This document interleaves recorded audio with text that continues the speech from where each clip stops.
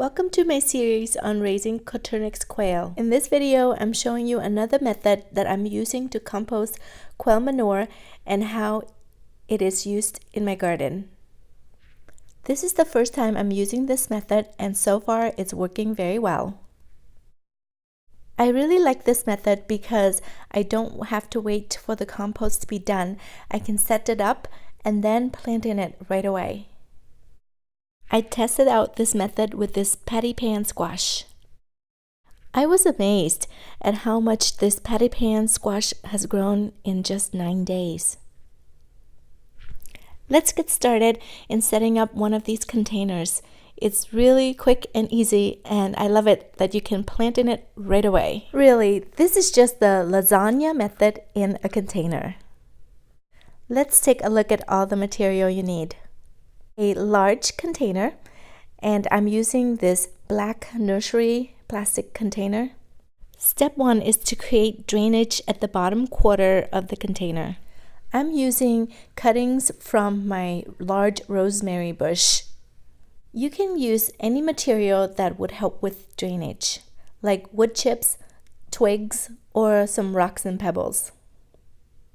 Now that we have the drainage part done, which is about bottom quarter of the container, we will add the second ingredient, which is a whole bucket full of quail manure.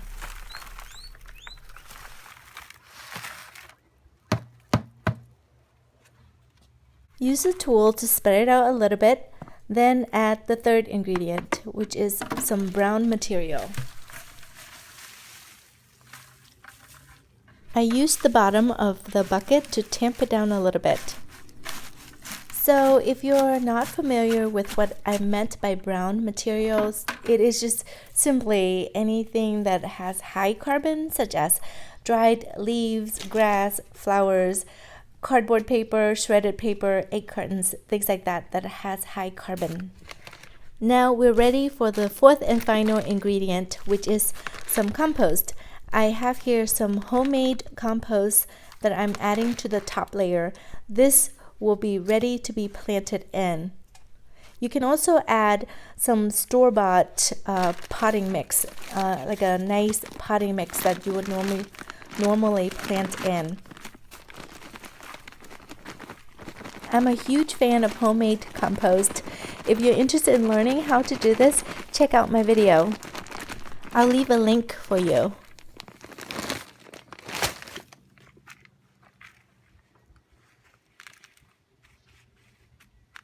That's it. It is now ready for planting. It took about 5 minutes to set the whole thing up.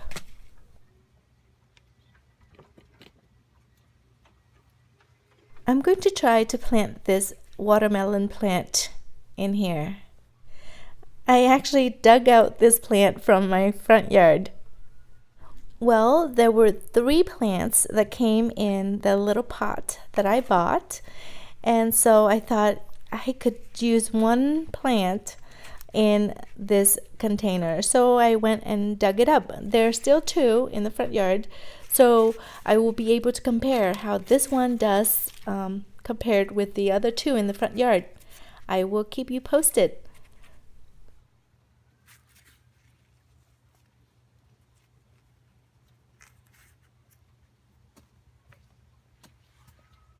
One of the reasons why I'm a fan of this method is because it seems to allow things to grow where nothing else grows. Everything I've grown in this little space behind the playhouse died, like this avocado tree here. And I found out the reason why everything dies here is because of my palm tree roots. The roots would just come and choke all the plants out and rob them of water and nutrients. This area has been a dead zone and only good for burying quail poop. Until now.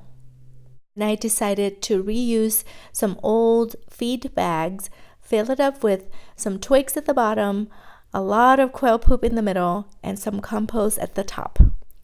Then I found some of these squash plants that were on sale. The soil was a little bit dry, but no problem. I rescued them with some rainwater, and they were as good as new.